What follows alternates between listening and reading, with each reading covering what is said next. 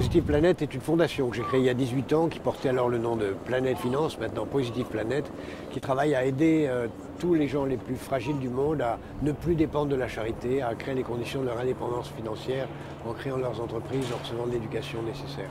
On a voulu ici mettre l'accent sur le cinéma positif, c'est-à-dire le cinéma lanceur d'alerte, le cinéma qui prend acte et explique au public, tout en étant une œuvre d'art, qu'il y a des enjeux et qu'on peut s'en occuper.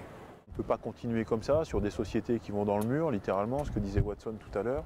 Donc il faut changer les choses et on sait que le langage du cinéma est probablement un très bon moyen pour ça, comme il l'a été sur toutes les grandes luttes sociétales à un moment donné. Je pense qu'il faut aller chercher les gens, les concerner d'abord avec leur tripes, avec leur âme, et le cinéma est un outil extraordinaire pour ça. On a beaucoup parlé d'émerveillement aujourd'hui. C'est une valeur qui n'est pas marchande, mais c'est une valeur qui est très forte. Et je pense qu'il y a une demande d'émerveillement aujourd'hui.